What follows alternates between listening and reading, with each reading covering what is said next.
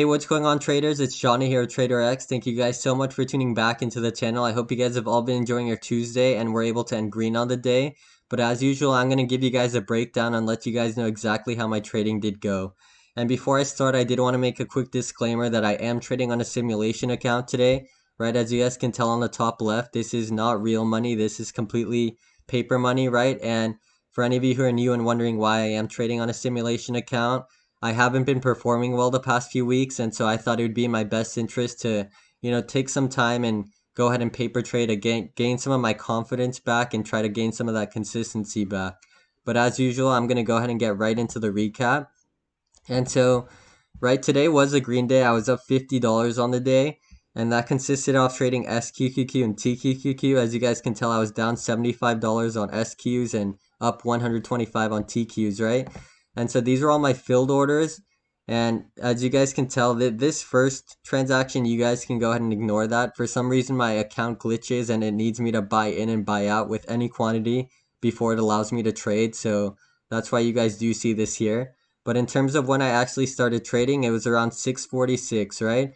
And so let me go ahead and break down exactly what I was seeing at that time. So heading into the market today, right, you guys will see this increase in volume. That's when the market opened. And what I noticed was the NASDAQ was selling off, right? It was completely selling off all pre-market, trading between the middle VWAP and bottom VWAP, right? And making these lower lows and lower highs. And so right as the market opened, what you guys will notice, oops, let me go ahead and back this up, is that the NASDAQ, right, it actually started to pick up a bit, got rejected, and then sold off very aggressively here, right? So I unfortunately did not take part in any of this, and the main reason for that was I wanted to give the market, pretty much more time to establish a clear direction, right? And what I mean by that is as this thing started to pick up right at market open, the increase in volume, right, with all the new buyers coming into the market could have caused this to completely change direction, right? Because although this thing was indicating signs of a sell-off, I've seen it plenty of times where right when the market opens, this thing will uptrend and just completely change direction. So I always want to be aware of that.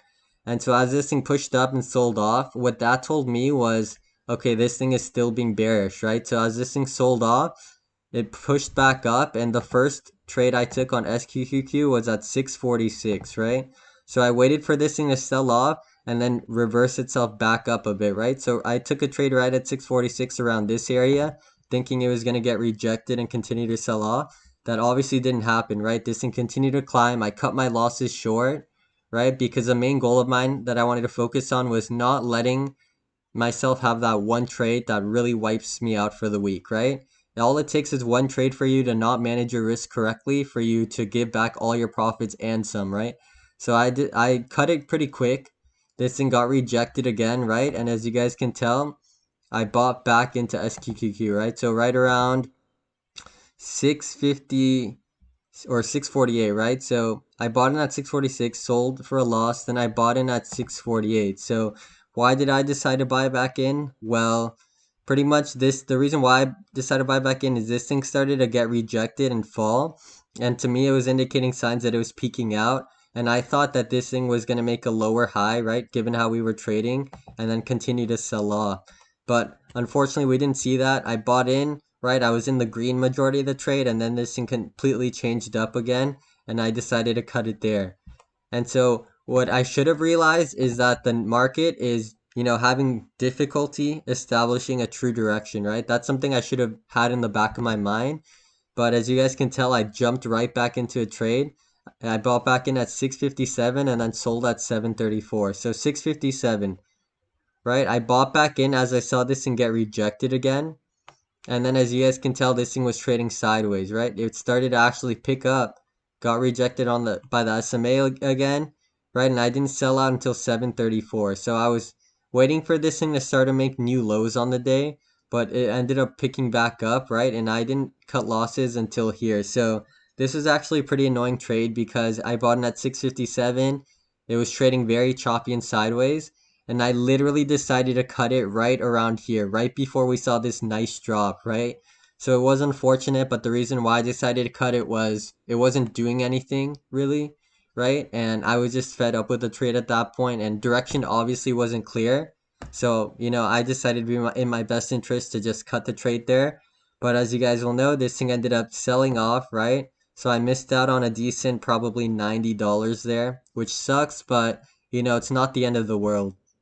And so after I cut that trade, I bought back in at 750, right? So right around 750 is when it approaches the middle VWAP, right? So I was gonna give it one last chance to try to test this huge resistance level it was having, right? I thought we were gonna get rejected here and finally sell off, but that wasn't the case, right? This thing broke above and I had to cut my losses there.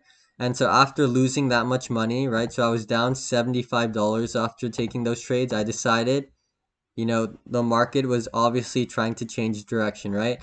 And so rather than try to force another SQQQ play, I really try to be patient and, try to get in on TQQQ.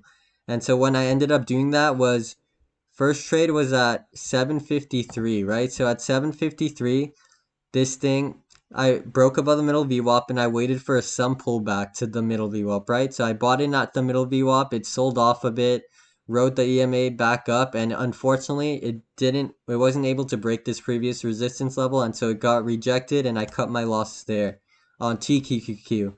So at this point I was probably down closer to $115, I would say, right? Because actually I ended up, yeah, so that was my last loss I took on the day. So by that point, I'm down about $115. So I was down a hefty amount, right? But I wasn't too worried as long as I really try to do my best in making sure the next few trades I took were worth it, right? And so I bought in at 805 again and sold at 807. So right at 805 is when this thing, right, it broke below again. I cut my losses on TQQQ and then I bought back in as it broke above the middle VWAP again. And once it had this nice little surge, I decided to cut my trade there because I already made a decent amount of my money back, right? So I probably made around $90 or so on that trade.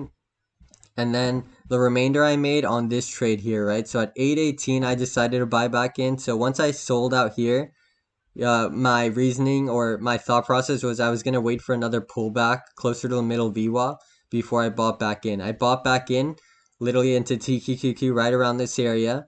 It started to pick up, got rejected, sold off, but then it once again found a support on the middle VWAP and it was finally able to break this previous resistance it was having, right? So once it broke this resistance, it started to surge a bit and I cut my trade at 852. So after this big green bar here, I cut it near the top, right? Because I was already happy with the fact that I was in the green and I was very just grateful that I was able to recover the big loss that I had. So once that was my last trade and I was up $50 after that, right? And the reason why I decided to call it was it obviously wasn't my day in terms of trading. I was majority in the red. Most of my trades were in the red, but I was just glad that I was patient and I was really just trying to make sure the last few trades were really worth it to me. And so as this thing pushed up, right, I cut it for a profit and that ended my day in terms of day trading. Now, realistically, right, I think I would have lost more money if I continued trading because of the fact that I would have continued try getting into TQQQ. But as you guys can tell, this thing got rejected and just never stopped, right? Completely just started to sell off. But it did finally eventually find a bounce right at the bottom VWAP and it recovered to middle VWAP right before market close, right? And so that was pretty awesome to see this nice little recovery here. But as I mentioned, right, I feel like I would have lost more money here trying to trade TQQQ. And the reason for that is the past 5 days, right, you guys will notice that whenever it breaks above the middle VWAP like it did here, it ultimately ends up rallying on the day and touching top VWAP. So it did it here. Then once again, yesterday, this is how I was able to make my $213, right? So as it broke above the middle VWAP, I would wait for it to pull back and I would ride it up, right? And so today, what we saw here, before all of this was here, what I saw was this thing, was finding a support like it did the past few days. It started to uptrend, but ultimately it ended up changing directions and getting rejected, right? So that was really just my thought process for the day. I hope you guys were able to find some of that informative. But I do really want to make you guys aware that tomorrow there is a huge meeting, right? So if you guys trade this type of stuff, you always want to make sure you're aware of the events that are happening. And so tomorrow is going to be an FOMC meeting, right? The Federal Open Market Committee is having a meeting where they are going to, finally decide to increase the interest rates by a certain amount, right? And depending by how much they raise it by, it can really influence the market. So I believe, if I'm not mistaken, what's expected is going to be around another 0.75%, interest rate hike. But if we end up getting something more than that, which is possible, right? Because the Federal Reserve is trying to be very aggressive in terms of inflation rates right now, right? So if we see an interest rate hike tomorrow that's over what's expected, right? Over a 0.75% move, then we can see the market tank horribly tomorrow, right, guys? So I really do want to make you guys aware of that. The meeting is taking place at 2 p.m. Eastern time, if I'm not mistaken. So that would be around 11 a.m. Pacific Standard Time. So around 11 a.m. when I'm trading, I'm definitely going to be watching the market and seeing what's happening. But yeah, as I mentioned, it's a really big meeting, guys. So you guys just need to be aware of that if you guys are in any positions leading up to that point, because that thing will either cause the market, it can shoot up, right? If we hear good news, but more than likely we are potentially going to see this thing fall, right? But I don't have some magic crystal ball that'll tell me, exactly, what they're going to do. So I really have no idea. Heading into tomorrow, I'm going in with a neutral mindset, right? I feel like that's something that's always smart to do, because we honestly don't know what's going to be released, right? We don't know if the market's going to react positively or negatively, but whichever way it reacts, we just want to make sure we're prepared for it, right? And just taking part in that momentum. So I am excited to follow up with you guys tomorrow and see, what ends up playing out. But that's everything I wanted to talk about today. I hope you guys all enjoyed the video. If you guys are new to the channel, we really do appreciate you guys dropping a like and subscribing. If you guys have any questions at all on anything stock related or any stock indicators, or you guys just have any questions you want me to break down, do my own technical analysis on any stock that you guys have, just go ahead and drop a comment and I will be more than happy to answer anything you guys ask. But yeah, that's pretty much it. I will be posting a recap tomorrow, so I will hope to see you guys then. And just a reminder, right, that the meeting is at 11 o'clock, so stay tuned for that. But yeah, I will let you guys know and keep you updated on what happens tomorrow. Take care and have a good rest of your day.